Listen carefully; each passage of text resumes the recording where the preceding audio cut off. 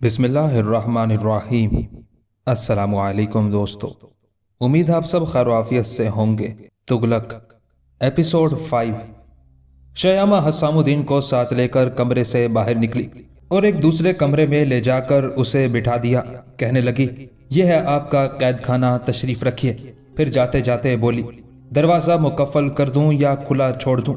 हसामुद्दीन ने अफसरदा तबस्सुम के साथ जवाब दिया, हर हालत में मेरी हैसियत एक कैदी की है। ख्वाह दरवाजे पर दर्जनों ताले डाल दीजिए या खुला छोड़ दीजिए। वहीं खड़े खड़े एक अदाए जांसता के साथ वो बोली, खुला छोड़ दूं और तुम भाग गए तो? वो कहने लगा, भाग कर कहाँ जाऊंगा? जमीन सख्त है, आसमान दूर है, कोई जाए पना मुझे नहीं मिल सकती, कोई मेरी मदद करने की जुर्रत नहीं कर सकता, कोई मुझे दुश्मन के नरगे से बचा नहीं सकता। अब तो मेरे इस महबूब शहर का जर्रा जर्रा मेरा दुश्मन है। यकीन कीजिए हरगिज नहीं भागूंगा। शयामा ने हमदर्दी की नजरों से कैदी को देखा और कहा, आखिर तुम इतने लड़ाका क्यों हो? सबको अपना दुश्मन बना लिया है और खामखा इसलिए कि अब मैं किसी का दोस्त नहीं हूं, शायद अपना भी नहीं। वही तो पूछती हूँ, क्यों, किस लिए? क्या इस दुनिया में कोई ऐसा नहीं है जिसके लिए तुम्हें जीने की आरजू हो? जिंदगी का एक मकसद होता है, वो मकसद इंसान से कुछ मुतालबे करता है। अगर कोई शख्स उन मुतालबात को पूरा नहीं करता तो ना उसे इंसान कहलाने का हक है, ना जिंदा रहने का। ये तो अजीब तरह की बातें करने लगे तुम, मेरी समझ में तो खाक भी नहीं आया। मेरे सीधे साधे सवाल का साफ साफ जवाब दो। क्या आपने कोई सवाल भी किया था? हाँ, किसी से मोहब्बत करते हो या नहीं? करता हूँ, बहुत ज्यादा करता हूँ। फिर उसके लिए जिंदा रहने की कोशिश क्यों नहीं करते? अगर चाहो तो आज छूट सकते हो। सारे शहर ने नए बादशाह के सामने सर झुका लिया, मगर तुम्हारी गर्दन अकड़ी हुई है। बड़े बहादुर। बहादुर नहीं, जलील। ओह, कितनी बातें बनाना आती हैं तुमको। किसने जलील किया है तुम्हें भला? खुसरो खान ने। आहिस्ता बोल दो, बादशाह का नाम अदब से लेते हैं, किसी ने सुन लिया तो गजब हो जाएगा। मैं किसी से नहीं डरता, वो मेरा बादशाह नहीं है। मौत से भी नहीं डरते? बिल्कुल नहीं। कौन है जो डरने के बावजूद मरने पर एक ना एक दिन मजबूर ना हो? फिर डरने से क्या फायदा? अच्छा बाबा, जो जी चाहे करो, मैं जाती हूं। मेरा जी चाहता है आपकी इनायत और नवाजिश का शुक्रिया अदा करूं। मैंने कोई नवाजिश तुम पर नहीं की, फिर झूठ मूठ का शुक्रिया कैसा? ये मेरे दिल से पूछिए, बता दो क्या गजब हो जाएगा? खुसरो खान ने मेरे दिल पर जख्म लगाए, आपके भाई हीरा चंद ने मेरे जिस्म पर कोड़े लगाए, आपकी कौम ने मेरी कौम की तजलील की, आपके सिपाहियों ने मेरे साथ वो सलूक किया जो लुटेरों और कजाकों के साथ किया जाता है। लेकिन आपने, मैंने क्या किया? अपनी मीठी बातों से मेरे जख्मों पर फाहा रख दिया, अपने इखलाक के जादू से मुझे मशहूर कर दिया। आपने मेरे साथ वो बर्ताव किया जो एक इंसान के साथ करता है, जो एक इंसान को एक इंसान से करना चाहिए। जब तक जिंदा हूं आपके इस स्वभाव को, आपके इस कर्म को याद रखूंगा। मुझे तुम पर तरस आता है कैदी, मैं रहम का मुस्तहिक नहीं हूं, मुझ पर तरस ना खाइए। कैसे ना खाऊं? कितने अच्छे आदमी नजर आते हो तुम, ऐसा जयाला, ऐसा बहादुर, ऐसा खूबसूरत कोई आदमी मेरी नजर से आज तक नहीं गुजरा। तुम्हें कैद में देखकर मेरा दिल कुड़ता है। यह भी आपकी मेहरबानी और नवाजिश है। जिस शख्स का सर कलम करने की तैयारियां हो रही हो, जिसका खून बहाने के मंसूबे बनाए जा रहे हो, जिसे तबाह बर्बाद करने का फैसला किया जा चुका हो, उस पर आपको तरस आ रहा है, उस पर आपका दिल कुड़ता है, उससे आपको हमदर्दी है। कितनी अच्छी हैं आप, कितने ऊंचे ख्यालात हैं आपके। लोग कहते हैं कि हुस्न कातिल होता है, लेकिन मेरे सामने जो हुस्न खड़ा है वो तो मसीहा है, कम अज कम मेरे लिए। तुमने मेरी तारीफ क्यों शुरू कर दी? इसलिए कि आप तारीफ के काबिल हैं। नहीं, मेरी तारीफ ना करो, मुझे बुरा कहो। लोग अपनी तारीफ सुनकर खुश होते हैं, आप अपनी बुराई सुनने पर मुसिर हैं। कुछ समझ में नहीं आई ये बात यह है, जिसे देखो मेरी तारीफ करता रहता है। लक्ष्मण खुसरो खान की फौज में एक बड़े मनसब पर मुकर्रर हुआ है, उसकी जबान भी हर वक्त मेरी तारीफ में तर रहती है। मेरी बहन राधा के शोहर हीरा चंद को तो तुम जानते ही हो, उनका छोटा भाई मोतीलाल जब देखो तब शयामा की तारीफें कर रहा है। जानते हो क्यों? मैं नहीं जानता, इसलिए कि ये सब खुशामदें कर करके डोरे डालना चाहते हैं मुझ पर। डोरे डालना चाहते हैं आप पर। हाँ, जैसे मैं उनकी बातों में आ ही जाऊंगी। असल मतलब तो कुछ और ही है उन सब का। शादी करना चाहते होंगे आपसे। जी हाँ, जैसे मैं कर ही लूंगी। उनसे सख्त नफरत है मुझे। वो मोतीलाल जो है बनता बहुत है, सूरत ना शक्ल, भाड़ में से निकलकर समझता है अपने आप को कृष्ण मुरारी। बहरहाल वो वजीर आजम का भाई है, उसकी रफीक हयात बनकर आप खुश रहेंगी। क्या दौलत, महल, जेवर, गाड़ी, घोड़े, हाथी, इन चीज़ों से औरत खुश हो सकती है? यकीनन खुश होना चाहिए। इन्हीं चीज़ों के लिए मर्द ईमान बेचता है, औरत रूप बेचती है। ताज्जुब है आप इन्हें कोई अहमियत नहीं देती। कैदी तुम बड़े बेवकूफ़ हो। महल, दौलत, जेवर, घोड़े, हाथी, ये चीज़ें दिल से बाहर की दुनिया में अपना असर दिखाती हैं और दिल में सिर्फ मोहब्बत का गुजर होता है। कोई गरीब आदमी अगर मुझसे सच्ची मोहब्बत करे तो मैं मोतीलाल के महल से उसकी झोंपड़ी में रहकर खुश रहूंगी। तो क्या वो आपसे मोहब्बत नहीं करता? बिल्कुल नहीं करता। वो मेरे रूप से मोहब्बत करता है। कल अगर मैं बदसूरत हो जाऊं तो वो मुझसे नफरत करने लगेगा। उसकी आंख में हवस नाचती है, मोहब्बत का जज्बा नजर नहीं आता। और लक्ष्मण, वो भी अपनी माया के बल पर मुझे खरीदना चाहता है। मैं बिक नहीं सकती। जिंदगी में पहली मर्तबा एक औरत की जबान से इतने सुथरे, इतने ऊंचे और इतने पाकीज़ा ख्यालात मैंने सुने हैं। कानों पर यकीन नहीं आता। ऐसा लगता है जैसे ये ख्वाब की बातें हैं। मुझे खुशी है कि कैदी की हैसियत से इस घर में रखा गया हूँ और मेरा दिल भी तुम्हें देखकर ऐसा महसूस करता है। मेरा दिल महसूस करता है। क्या महसूस करता है? जैसे मैंने वो आदमी पा लिया जिसकी मुझे तलाश थी। ये आदमी बादशाह के सामने डर से कांपता नहीं, बल्कि उसके मुंह पर अपने बागी होने का ऐलान करता है। ये वजीर आजम के सामने रस्सियों में जकड़ा खड़ा था, मगर इसने हिम्मत ना हारी और खुद वजीर आजम पर हमला कर बैठा। वो भी ऐसा भरपूर कि अगर हम लोग ना पहुंच जाते तो शायद उनका खात्मा हो जाता। फिर सिपाहियों ने उसे पकड़ लिया। मौत उसके सामने खड़ी थी, मगर ये ना दहशत ज़दा था ना मरऊब। अब ये कैद में है, रिहाई की कोई उम्मीद नहीं, लेकिन बेकरार है ना मुस्तरिब। खुद उसकी हर चीज़ लुट गई, मगर उसे इतनी परवाह भी नहीं जितनी किसी आदमी को एक आना गुम हो जाने की होती है। और सबसे बढ़कर ये कि एक ऐसी लड़की के सामने खड़ा गुफ्तगू में मसरूफ़ है जिसके हम कौम और हम खानदान नौजवान जब भी उससे मिलते हैं तो ऐसी निगाहों से देखते हैं जिनमें हवस रक्स करती हुई नजर आती है। जब भी बातें करते हैं तो लगावट से, मगर ये शख्स, इसकी बातों में गुलों की खुशबू तो है, हवस के कांटे नहीं। इसकी आंखों में शराफत है, शरारत नहीं है। क्यों कहती? मैं गलत तो नहीं कहती। एक मर्तबा फिर आपकी इनायत और नवाजिश का शुक्रिया अदा करता हूँ। शुक्रिया ना अदा करो। बताओ मैं तुम्हारी क्या खिदमत कर सकती हूँ, तुम्हारे क्या काम आ सकती हूँ? एक कैदी खिदमत लेने का हक नहीं रखता।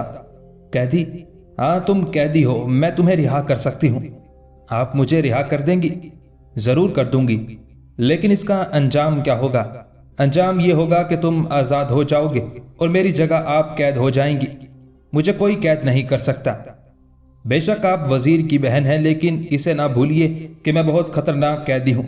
मेरी रिहाई पर खुसरो खान कयामत ढा देगा। ढा दे?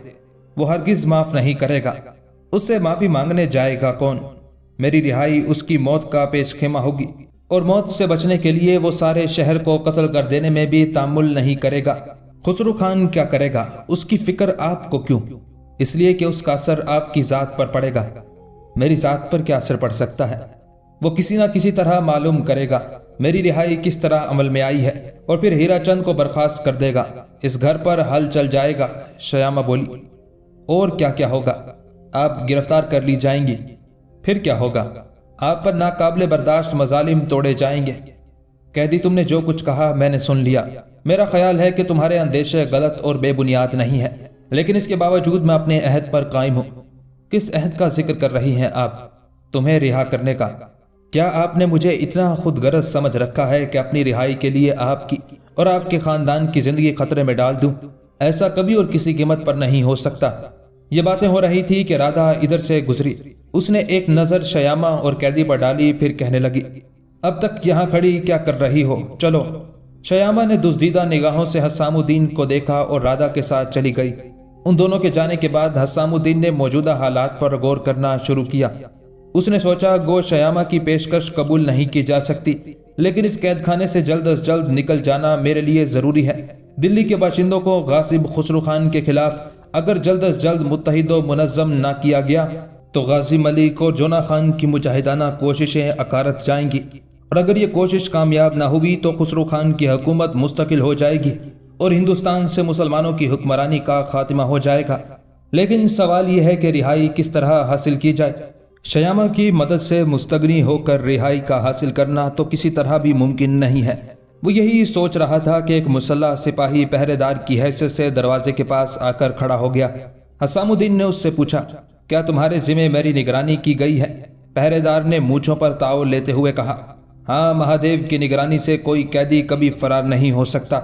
हसामुद्दीन ने उसे बताते हुए कहा, तुम्हारा नाम महादेव है, भला तुम्हारी गिरफ्त से निकलकर कौन जा सकता है? महादेव ने और ज्यादा अकड़ कर कहा, अगर कोई ऐसी कोशिश करे तो महादेव उसका सर कलम कर देगा। हसामुद्दीन हंसने लगा। उसने कहा, बड़े बहादुर मालूम होते हो, होना भी चाहिए। मोटे इतने हो कि अगर किसी पर गिर पड़ो तो पिस जाए बेचारा। महादेव खिलखिलाकर हंस पड़ा और कहने लगा, मोटा तो हूं लेकिन मेरे बदन पर गोश्त के जो बोटे नजर आ रहे हैं वो पत्थर के हैं। हसामुद्दीन ने हाँ में हाँ मिलाते हुए कहा, जरूर होंगे, इसलिए तुम्हें देखकर मेरा दिल खुद ब खुद लरजने लगा। सोचता हूं अगर कहीं मेरा तुम्हारा मुकाबला हो गया तो भाग भी नहीं सकूंगा, डर कर बेहोश हो जाऊंगा। महादेव ने तोंद पर हाथ फेरते हुए जोरदार डकार ली और कहा, क्या समझते हो यारों को? क्यों मियाँ साहबजादे, कभी तुमने भी रियाज किया है? हाँ, कुछ यूं ही सा। पंजाबी लड़ाया है कभी?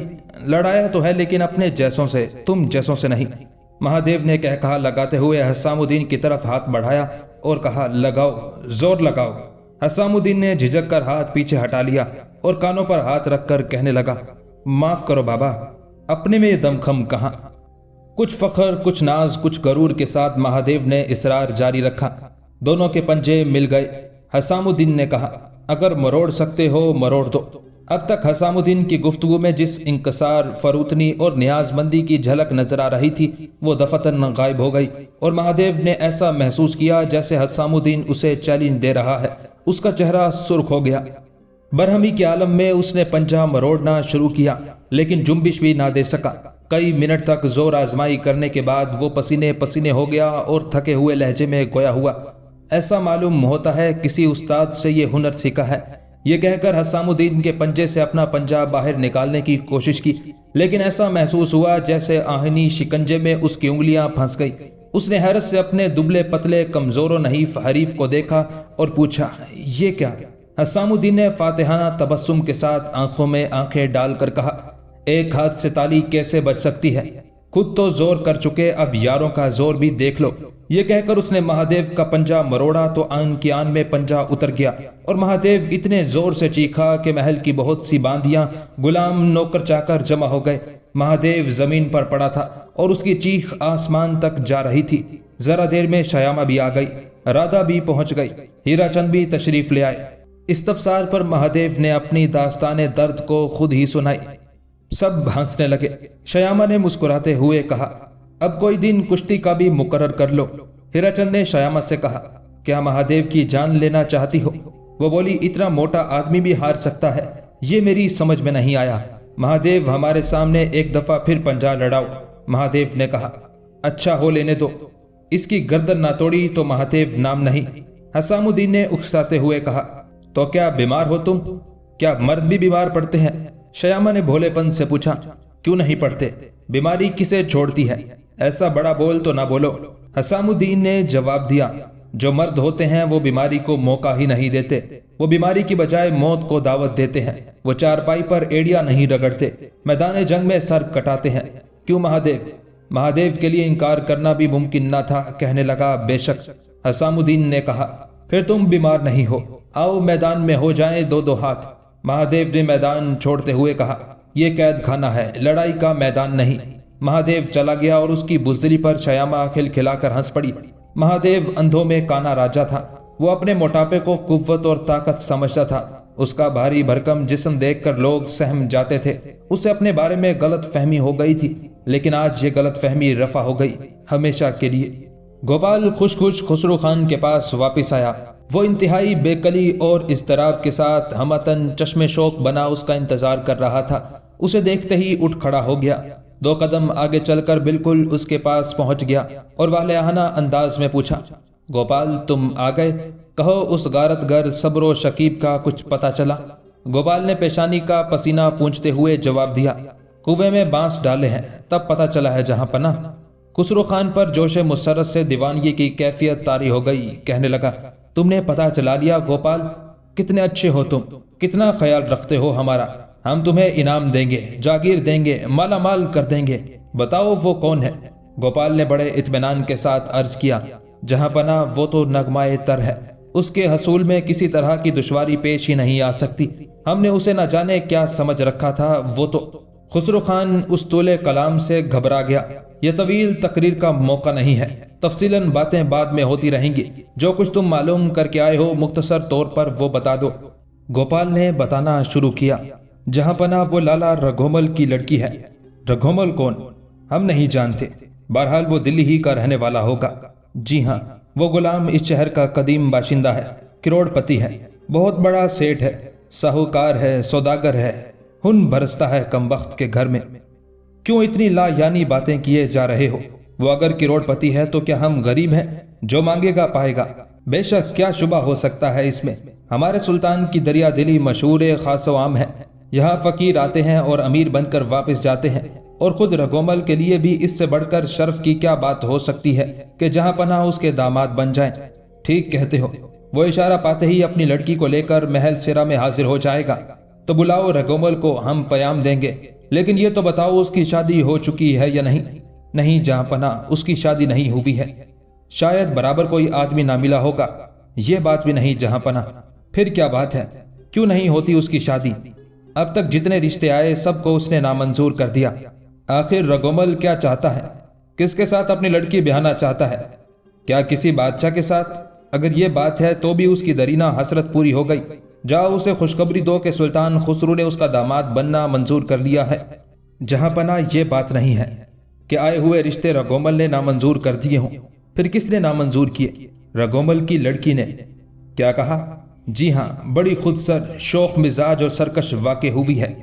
शौक मिजाजी तो हम देख चुके हैं, सरकश और खुदसर भी होगी। लेकिन अगर उसने जहां पनाह के मामले में भी खुदसरी और सरकशी का मुजाहिरा किया तो क्या होगा? क्या कहना चाहते हो तुम? अगर उस खुदसर और सरकश लड़की ने जहां पनाह को नामंजूर कर दिया तो क्या ऐसा भी हो सकता है? उसके मिजाज से तो कुछ बाइद मालूम नहीं होता। नहीं गोपाल, ये तुम्हारी हमाकत है जो ऐसी नामुमकिन बात सोच रहे हो। बजा इरशाद हुआ जहां पनाह, सुल्तान खुसरो खान अगर कुतुबुद्दीन खिलची का तख्त छीन सकता है, अगर हरम सुल्तानी की बेगमात को अपने हरम में दाखिल कर सकता है, तो उसके सामने रघोमल की क्या हैसियत है? कुछ भी नहीं जहां पनाह। फिर तुमने इस संदेशे का इजहार क्यों किया? इसलिए कि सुना है वो किसी को खातिर में नहीं लाती। ना लाती होगी, मगर अब लाना पड़ेगा। बेशक बेशक, जहां पनाह का इरशाद बिल्कुल बचा और दुरुस्त है। रघोमल कहाँ है? वो कोटले के करीब ही रहता है, तो उसे फौरन हमारे हजूर में तलब करो। लेकिन उसके तलब करने से क्या होगा? यह काम हीराचंद से हो सकता है, और वो ही सब मरहले तय करेगा। हीराचंद? इस मामले का हीराचंद से क्या ताल्लुक है गोपाल? शयामा राधा की बहन है और राधा हीराचंद की बीवी है। बहन बहन में बहुत मोहब्बत है। ज्यादातर वो राधा के पास रहती है, आजकल भी वहीं मुकीम है। फिर तो सारा मामला आसान हो जाता है। हीराचंद हमारी मर्जी के खिलाफ नहीं जा सकता। गुलाम के अर्ज करने का मतलब भी यही था। ये बातें हो रही थी कि हीराचंद आता हुआ नजर आया। गोपाल ने कहा, जहां पना हीराचंद। जहां पना संभल कर बैठ गए। हीराचंद आया, तस्लीमात बजा लाया, फिर अदब से सरखम करके खड़ा हो गया। खुसरो खान ने लुत्फ व इनायत के लहजे में कहा, हीराचंद तुम खड़े क्यों हो? आओ बैठो। हीराचंद को अपने कानों पर यकीन नहीं आया। आज तक तो ऐसा नहीं हुआ था कि कोई वजीर बादशाह के सामने बैठा हो। हीराचंद का जवाब ना पाकर खुसरो खान उठा और उसका हाथ पकड़कर अपने पास मसनद शाही पर बिठा लिया। ये एक एजाज था जो आज तक किसी बादशाह की तरफ से किसी वजीर को नहीं मिला था। हीराचंद पर फख्र व निशात की कैफियत तारी हो गई। ऐसा मालूम होने लगा जैसे वो सोए जागने का किस्सा अपनी आंखों से देख रहा है। गोपाल ने रश्क और हसरत के साथ कहा, हीराचंद कितने खुशकिस्मत हो तुम। जहां पना अपने पास अपनी मसनद पर अपने पहलू में तुम्हें जगह देते हैं। यह एजाज आज तक किसी को हासिल नहीं हुआ था। ये फख्र सिर्फ तुम ही को हासिल हुआ है।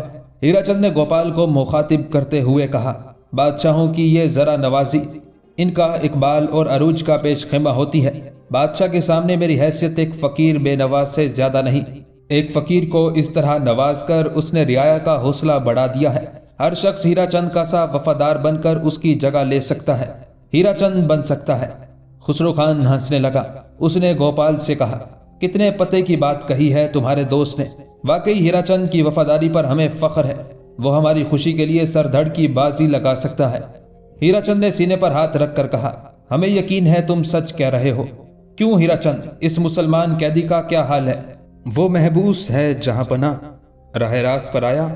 ابھی تک تو نہیں، اسے راہ راست پر آنا چاہیے۔ ہیرا چند، ہم آج رات کو تمہارے ہاں آئیں گے، ہمارے سامنے اسے پیش کرنا۔ گوپال نے لقمہ دیا، گویا آج وزیر اعظم کے ہاں جہاں پناہ کی دعوت ہے۔ خسرو خان نے مسکراتے ہوئے کہا، ہاں تم بھی ہمارے ساتھ چلو گے، اور ہمیں امید ہے ہیرا چند تمہیں بہتر سے بہتر کھانے کھلائے گا۔ ہیرا چند نے مداخلت کرتے ہوئے کہا، بشرط یہ کہ جہاں پناہ بھی نوش فرمائے۔ خسرو خان نے زیر لب تبسم کے ساتھ کہا، دنیا کے ہر شخص کی دعوت رد کی جا سکتی ہے، لیکن ہیرا چند کی نہیں۔ سلطان والا شان خسرو خان کی آج ہیرا چند کے ہاں دعوت تھی۔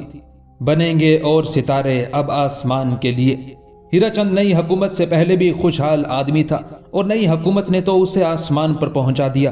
پہلے وہ وزیر بننے کا خواب بھی نہیں دیکھ سکتا تھا، اب وزیر اعظم تھا۔ پہلے وہ امرائے دولت، ایان حکومت اور وزرائے مملکت کی بارگاہ میں حاضر ہونے کی جرت بھی نہیں کر سکتا تھا، اب یہ سب اس کے سامنے ہاتھ باندھے کھڑے رہتے تھے۔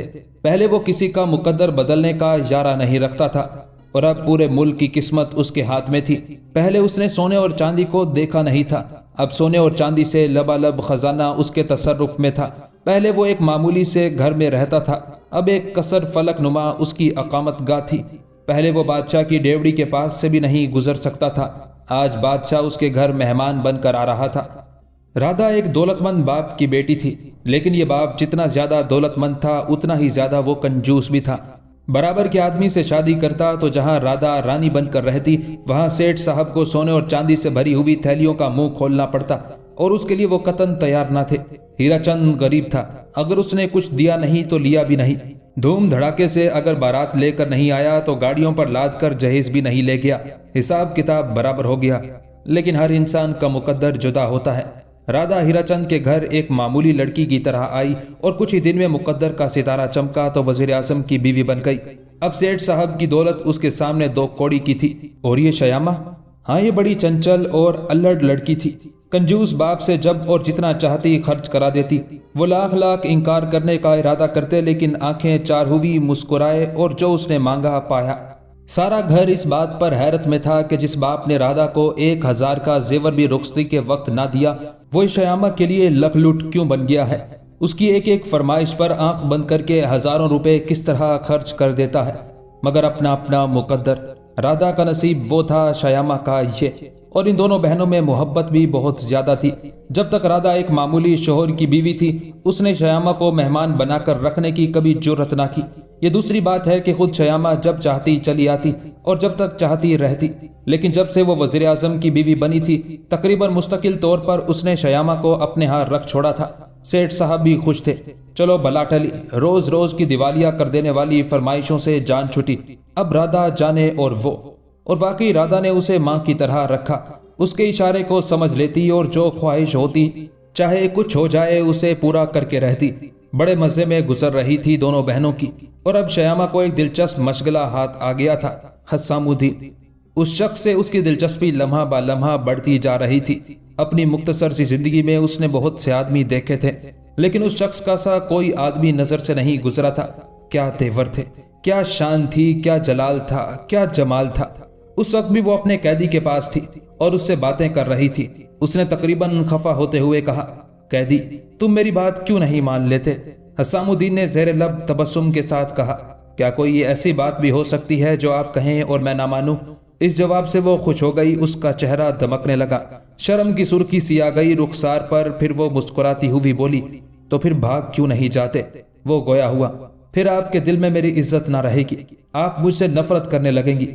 قطع کلام کرتی ہوئی وہ بولی، کچھ دیوانے ہوئے ہو، میرے دل سے تمہاری عزت نکل سکتی ہے، میں اور تم سے نفرت کروں تو کیا آپ ایک بھگوڑے کی بھی عزت کر سکتی ہیں؟ بھگوڑا کیسا؟ دشمن اگر کسی پر غالب آ جائے اپنے آدمیوں اور اسلحے کی کثرت کے بل پر، تو کیا مغلوب کا فرض ہے کہ اپنی گردن کٹانے کے لیے آگے کر دے؟ کیا کرنا چاہیے اسے؟ جان بچانے کا ہر جتن کرنا چاہیے، اس میں بھاگنا بھی شامل ہے۔ क्यों नहीं है? भगोड़ा तो वो होता है जो लड़ सकता हो मगर हिम्मत हार कर भाग खड़ा हो। नहीं श्यामा, मुझसे ऐसा नहीं हो सकता। वही तो मैं पूछती हूँ, क्यों नहीं हो सकता? आपकी तजवीज़ काबिले गौर जरूर है मगर अफसोस काबिले अमल नहीं। फिर वही, देखिए तो सही, इस तरह आप गिरफ्तार मुसीबत हो जाएंगी। आखिर तुम्हें मेरी इतनी फिक्र क्यों है? क्या मुझे भी आपकी फिक्र ना होनी चाहिए? उन अल्फाज में न जाने कैसा जादू था। ये सुनकर खुद शयामा का दिल धड़कने लगा। उसने कुछ कहना चाहा मगर कह ना सकी, खामोश हो गई। हसामुद्दीन ने सिलसिला गुफ्तगू जारी रखते हुए कहा, अगर इस तरह बच सकूं कि आप पर कोई हर्फ ना आए तो कोई बात नहीं, लेकिन अपनी जान सलामत ले जाऊं और आपके लिए एक आफत खड़ी कर जाऊं, ये किस दिल से कर सकूंगा? माफ कीजिए, मैं हरगिज ऐसा नहीं कर सकूंगा। और अब तो महादेव भी आ गया है। महादेव का नाम सुनते ही वो खिलखिलाकर हंस पड़ी। कहने लगी, बेचारा महादेव अब तक पंजे की मालिश कर रहा है। क्या आपके हाथ लोहे के बने हुए हैं? जी हाँ, सिर्फ दुश्मन के लिए और दोस्तों के लिए मखमल के, रेशम के। वो फिर हंसने लगी। वाह, ये भी अच्छी कही। कहीं किसी के हाथ मखमल या रेशम के भी हुए हैं आज तक? वो गोया हुआ। अगर किसी के हाथ लोहे के हो सकते हैं तो मखमल या रेशम के क्यों नहीं हो सकते? वो बोली, मैं क्या जानूं, वही महादेव कह रहा था, उस आदमी के हाथ लोहे के हैं। अब क्या हाल है महादेव बहादुर का? पहले से अच्छा है, लेकिन गालबन अब ड्यूटी पर नहीं आएगा, यानी आपके दरवाजे पर पहरा नहीं देगा। वो क्यों? वो कहता है कि इसी दिन अगर इस शख्स ने गला घोंट दिया तो क्या होगा? फिर मेरी बीवी क्या करेगी? हसामुद्दीन हंसने लगा। शयामा उसे हंसता देखकर खुश हो गई। फिर पूछा, आप हंसते हैं? उसने जवाब दिया, क्यों ना हंसूं? वो कहने लगी, जिस शख्स के सर पर मौत खड़ी हो, जिसका सब कुछ छिन चुका हो, जो कैद खाने में कैद हो, जिसे रिहाई की कोई आस ना हो, वो किस तरह हंस सकता है? समझ में नहीं आता। हसामुद्दीन ने मुतमईन लहजे में कहा, एक मुसलमान और गैर मुस्लिम में यही फर्क तो है।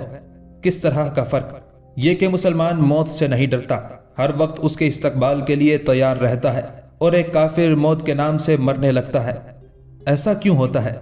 इसलिए होता है कि मोमिन खुदा के लिए जीता है और खुदा के लिए मरता है, और काफिर वो जिंदगी पर जान देता है। लिहाजा जब मौत सामने आती है तो हिम्मत हार जाता है। होगा, छोड़िए ये सब बातें। ये बताइए, क्या ऐसी कोई सूरत नहीं हो सकती कि आप में और सुल्तान में सुलह हो जाए? हसामुद्दीन हंसने लगा। उसने कहा, जरूर हो सकती है। शयामा ने परेशानी के साथ पूछा, वो किस तरह? हसामुद्दीन ने बताया, बड़ी आसान सूरत है। खुसरो खान तख्त हुकूमत से दस्तबरदार हो जाए, अपने गुनाहों से तौबा करे, गलतियों का निदामत के साथ एतराफ़ करे, उसकी जान बख्शी भी की जाएगी और मालो मता भी सलामत रहेगा। ये बात हसामुद्दीन ने ऐसे तेवर से कही जैसे खुसरो खान उसके रहमो करम पर है। सारी कुव्वत हसामुद्दीन के हाथ में है। उस अज़्म और हिम्मत पर दिल ही दिल में शयामा अश अश कर गई। उसने सोचा, वाकई इस कल्ले ठल्ले और हौसले का आदमी ना मर सकता है, ना उसे शिकस्त दी जा सकती है, ना उसे दहशतज़दा और मरूब किया जा सकता है। ये सब सोचने के बाद उसने एक सवाल और किया, अगर आप खुसरो खान की जगह होते तो ऐसा करते? हसामुद्दीन हंस पड़ा। उसने कहा, यह कैसा सवाल किया आपने? वो बोली, मुझसे जवाब लेने की बजाय आप खुद जवाब दीजिए। वो कहने लगा, मैं ऐसी नामाकूल हरकत ही नहीं कर सकता था। क्या बादशाहत चाहना गैर माकूल हरकत है? बादशाहत चाहना तो बड़ी अच्छी बात है, लेकिन नमक हरामी करके बादशाह बनना इंतहाई नामाकूल जुर्म है, जिसे कभी और किसी हालत में माफ नहीं किया जा सकता। माफ नहीं किया जा सकता? हाँ, लेकिन उसे माफ करना या ना करना आपके इख्तियार में कब है? आज नहीं है, कल हो जाएगा। ये कैसे जाना आपने? इसलिए कि नमक हराम और गासिब कभी पनप नहीं सकता। वो गासिब कैसे हो गया? उसने कुतुबुद्दीन खिलजी की हुकूमत पर जबरदस्ती कब्जा किया है। तो ये कौन सी नई बात है? क्या कुतुबुद्दीन को चुनी हुई हुकूमत नहीं मिली थी? क्या उसके बाप ने अपने मामू, सरपरस्त और मुरब्बी से हुकूमत नहीं छीनी थी? ये तो सदा से होता आया है कि एक आता है, एक जाता है, एक तबाह होता है, दूसरा खुशहाल बन जाता है। किसी की तबाही दूसरे की खुशहाली का पेश खेमा होती है। जमीन ना खुदे तो मट्टी कहाँ से आए? मट्टी आग में ना जले तो ईंट कैसे बने? ईंट को तोड़ फोड़ कर और जमा कर ना रखा तो इमारत कैसे तामीर हो? एक इमारत अगर कायम रहे तो दूसरी इमारत के लिए कैसे जगह निकले? अरे आप तो बड़ी अच्छी तकरीर कर लेती हैं, और वो भी बड़ी सूझबूझ के साथ। शुक्रिया, लेकिन ये मेरी बात का जवाब ना हुआ। मैं पूछती हूँ, दुनिया में हमेशा से यही होता आया है और हमेशा यही होता रहेगा। इसमें ना कभी फर्क पैदा हुआ और ना होगा। अच्छा साहब, यही सही। अब हारे के नहीं? नहीं शयामा देवी, आपको भला कौन टाल सकता है, लेकिन एक बात पर आपने गौर नहीं किया। وہ بھی فرما دیجئے۔ وہ بات بہت سادہ اور معمولی ہے۔ کیسی ہے؟ فرمائیے تو صحیح۔ بات صرف اتنی ہے کہ گویا سچ ہے کہ بادشاہ مغلوب ہوتے اور غالب ہوتے رہتے ہیں، آتے ہیں اور جاتے ہیں، ایک کی گردن کٹتی ہے، ایک کے سر پر تاج رکھا جاتا ہے، ایک کا تخت چھنتا ہے، دوسرے کو ملتا ہے، لیکن کیا یہ ایک حقیقت ہے؟ بے شک، لیکن پلہ اسی کا بھاری رہتا ہے جو خدا کے بندوں پر ظلم نہ کرتا ہو، انہیں ستاتا نہ ہو، رعایا کے ساتھ مساوی سلوک کرتا ہو، مذہب، نسل، قوم اور رنگ و خاندان کی بنا پر کسی امتیاز کا حامل نہ ہو، اور سب سے بڑھ کر یہ کہ ابھی کچھ اور بھی باقی ہے کیا؟ جی ہاں، صرف ایک بات، اور سب سے بڑھ کر یہ کہ محسن کچھ نہ ہو۔ جو بادشاہ ایک دوسرے سے لڑتے ہیں ان میں کوئی رشتہ احسان کا نہیں ہوتا ہے تو مصلحت پر مبنی ہوتا ہے، سیاست پر مبنی ہوتا ہے، لیکن قطب الدین کا جو رشتہ خسرو خان سے تھا وہ تو محبت پر مبنی تھا، اسے تلوار سے کاٹ دیا ظالم نے۔ کچھ سوچتی ہوئی گویا ہوئی، ہاں یہ تو ٹھیک کہا آپ نے، وہ بولا، اور دوسری ٹھیک بات یہ ہے کہ ہم نے اپنے دور حکومت میں کبھی ہندوؤں کو نہیں ستایا، ان کے مندر نہیں ڈھائے، ان کے مہنتوں پر ظلم نہیں توڑے، ان کے مذہبی معاملات میں مداخلت نہیں کی، انہیں محض مذہب کی بنا پر حقیر اور ذلیل نہیں سمجھا۔ اور خسرو خان کی حکومت کو ابھی صرف 2 دن ہوئے ہیں مگر بلی بوریے سے باہر نکل آئی۔ وہ کیسے؟ ذرا وضاحت کیجئے۔ اس کا نام تو اب تک خسرو خان ہے لیکن یہ پھر سے ہندو بن چکا ہے، چنانچہ اب ہو یہ رہا ہے کہ مسلمانوں پر ملازمتوں کے دروازے بند، مسجدوں پر قبضہ، قرآن کی بے حرمتی، کیا ان واقعات سے انکار کیا جا سکتا ہے؟ وہ بولی، انکار تو نہیں کیا جا سکتا، اور واقعی مجھے خود بھی خسرو خان کی حرکت سخت ناپسند ہے۔ اگر وہ ہندو ہو گیا ہے تو کھل کر اعلان کر دینا چاہیے، اور اس اعلان کے بعد بھی مسلمانوں کے ساتھ اچھا برتاؤ کرنا چاہیے، کیونکہ ان کا برتاؤ ہمارے ساتھ اچھا رہا ہے، اور اس لیے بھی کہ ایک بادشاہ کو ایسا ہی کرنا چاہیے۔ ہاں یہ بھی درست ہے، لیکن ایک بات آپ نے ایسی کہی ہے جو غلط ہے، میں نہیں مانتی اسے۔ فرمائیے وہ کون سی بات ہے؟ آپ نے ابھی کہا تھا مسلمانوں نے مندر نہیں ڈھائے، محنتوں پر ظلم نہیں توڑے، یہ غلط ہے۔ جی ہاں یہ غلط ہے۔ شیامہ دیوی، آپ کسی بات کے نہ ماننے کا فیصلہ کر لیں تو کون آپ سے منوا سکتا ہے، لیکن اگر آپ سچ کہہ رہی ہیں تو پھر اسی دلی شہر میں اتنے بڑے عظیم الشان اور بہت سے مندر کیسے نظر آ رہے ہیں؟ یہ کیوں نہیں ڈھا دیے گئے؟ شیامہ لاجواب ہو کر مسکراتی ہوئی بولی، اس سے کیا ہوتا ہے؟ اچھا کچھ تھوڑے بہت مندر تو ڈھائے گئے، یہ تو مانتے ہیں آپ؟ حسام الدین نے سنجیدگی کے ساتھ جواب دیا، ہاں یہ مانتا ہوں۔ پھر اس کا سبب کیا یہ ناروا حرکت نہ تھی؟ قطعاً مناسب تھی۔ صرف وہ مندر ڈھائے گئے جو در حقیقت حکومت کے خلاف سازش کے گڑھ تھے، ورنہ دوسرے مندروں سے ہرگز تعرض نہیں کیا گیا۔ اتنے میں رادا آ گئی اور خفا ہوتی ہوئی بولی، ہر وقت قیدی بیچارے کا مغز چاٹا کرتی ہو، کچھ خبر بھی ہے؟ آج بادشاہ سلامت آ رہے ہیں ہمارے گھر، چلو انہوں نے یعنی ہیرا چند نے بلایا ہے تمہیں۔ شیامہ مچل گئی، میں نہیں جاتی۔ رادا نے ٹھوکا دیا اور بولی، پگلی وہ بلا رہے ہیں اور تو نہیں جائے گی؟ کیا کروں جا کر؟ وہاں میرا کیا کام؟ سب کام تیرے ہی سپرد ہوگا، تجھی کو سب کچھ کرنا پڑے گا۔ اچھا آتی ہوں، تم چلو میرے ساتھ چل، تم ضد کرو گی تو مجھے بھی ضد کرنا آتی ہے۔ رادا نے مسکراتے ہوئے اس کی باں پکڑی اور کہا، باتیں نہ بنا، چپ چاپ چلی چل۔ وہ اٹھلاتی ہوئی بہن کے ساتھ چلی گئی اور حسام الدین سوچنے لگا، کتنی معصومیت ہے اس لڑکی میں، کتنا جادو ہے، کتنی سحر ترازی ہے اس کی اداؤں میں۔ شیامہ خاموشی کے ساتھ رادا کے ساتھ چلی گئی۔ ہیرا چند کا دماغ اس وقت عرش پر تھا، جوش مسرت سے بے قابو ہوئے جا رہے تھے۔ شیامہ کو دیکھتے ہی نہال ہو گئے، کہنے لگے، شیامہ آج سلطان آ رہے ہیں ہمارے گھر۔ شیامہ کے چہرے پر کسی طرح کا تاثر ظاہر نہیں ہو رہا تھا، اس نے بے پرواہی اور کسی حد تک طنز کے ساتھ جواب دیا، مبارک، وہ آئیں گھر میں تمہارے خدا کی قدرت۔ ہیرا چند ہنسنے لگا اور گویا ہوا، کتنی چنچل ہو تم، گھر میرا ہے تمہارا نہیں۔ وہ بولی، میرے گھر میں بادشاہ بھی میری اجازت کے بغیر نہیں آ سکتا۔ وہ چڑا ہوا بولا، اور اگر آ گیا؟ وہ کہنے لگی، تو ذلیل ہو کر جائے گا۔ ہیرا چند نے کانوں پر ہاتھ رکھ کر کانپتے ہوئے کہا، بھگوان کے لیے زبان بند کرو، کہیں کسی نے سن لیا اور جا کر لگا دیا تو قیامت آ جائے گی۔ ان کے جاسوس کہاں نہیں ہیں، حالات اتنے خراب ہیں کہ منہ بات نکالتے ڈر لگتا ہے۔ وہ ذرا تند لہجے میں کہنے لگی، بھیا آپ خواہ ڈرتے ہیں، ہم نے کسی کی خطا کی ہے، ہم نے بادشاہ سلامت کے خلاف کوئی سازش نہیں کی، ہمارا ان کے دشمنوں سے ساز باز نہیں، جاسوس ہمارے خلاف کیا لگائی بجائی کر سکتے ہیں، اور پھر بھی کرتے ہیں تو کرے، سانچ کو آنچ نہیں۔ ہیرا چند کی ساری خوشی ان باتوں سے کرکری ہو گئی۔ اس نے رازدارانہ انداز میں کہا، حالات بہت بگڑ رہے ہیں۔ وہ بولی، میں جانتی ہوں، لیکن ان میں ہمارا کیا حصہ ہے؟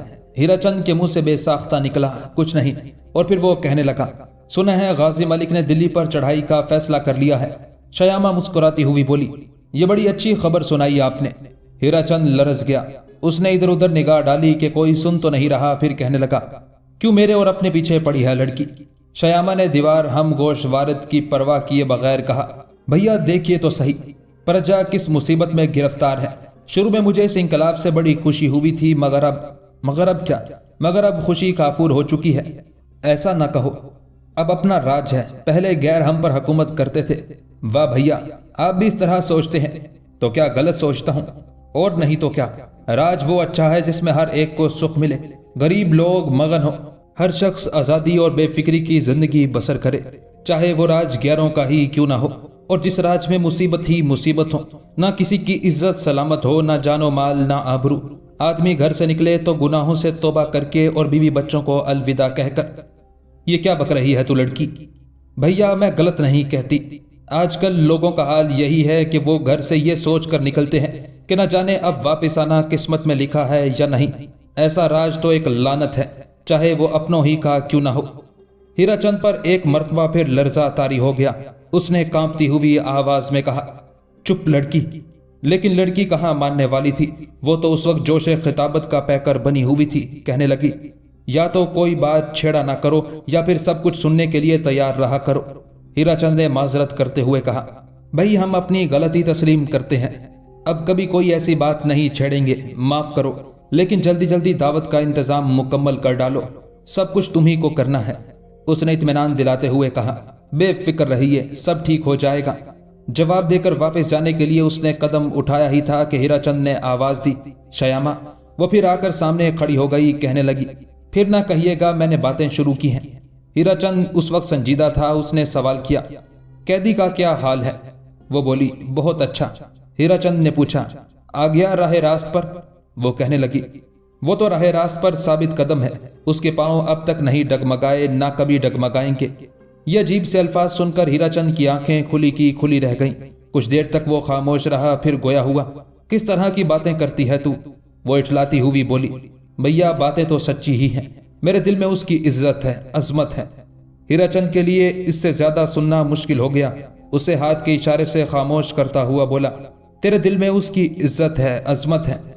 बगैर किसी तामुल और झिझक के शयामा ने कहा, हाँ भैया बहुत ज्यादा। लेकिन क्यों? इसलिए कि वो बहुत अच्छा और बहुत ऊंचा इंसान है, मेरा बस चले तो उसे अभी छोड़ दूं। हीरा चंद आशुफ्ता हाली के आलम में बोला, क्या तू मेरी जान लेना चाहती है? वो कहने लगी, कोई किसी की जान नहीं ले सकता, मौत उस वक्त आती है जब उसे आना चाहिए, और फिर उसे कोई नहीं रोक सकता। ये कहने की बातें हैं कि फलां ने मार डाला और फलां ने जला लिया। शयामा सारे घर में सबसे अलग लड़की थी। उसकी बातें, उसके अंदाजो अतवार, उसके तरीके, हर चीज में इनफरादियत थी। लेकिन आज जिस किस्म की बातें कर रही थी ये बिल्कुल नई थी। उसके मुंह से ऐसी बातें हीरा चंद ने कभी नहीं सुनी थी। कुछ देर तक वो हैरत से उसकी तरफ तकता रहा, फिर आहिस्ता से उसने कहा, खुदा के लिए अपनी जबान बंद रखो शयामा, आज सुल्तान आ रहे हैं। आज मुझे अपने घर की ईंटों तक से डर लग रहा है कि कहीं ये मेरे खिलाफ मुखबरी ना करने लगे। अपने मुलाजमों पर भी एतबार नहीं है, क्या जाने कोई सुन-घुन ले रहा हो। खुद अपने आप से घबरा उठता हूँ। खैरियत से सुल्तान आ लें और दावत खाकर चले जाएं, फिर जो चाहो कहना, मैं शौक से सुनूंगा। लेकिन इतना इस वक्त सुन लो कि इस कैदी में जरूर कोई ऐसी बात है जो दिल को अपनी तरफ खींचती है। मेरी नजर में भी वो काबिले कदर आदमी है। वो मुस्कुराने लगी। कुछ कहना चाहती थी कि हीरा चंद ने कहा, अब मजलिस बर्खास्त, इत्मीनान से बातें बाद में होंगी। वो मुस्कुराती हुई चली गई। कमरे से बाहर कदम निकाला ही था कि फिर हीरा चंद की आवाज सुनाई थी, देखो दावत ऐसी हो कि यादगार बनकर रह जाए। उसने कोई जवाब नहीं दिया।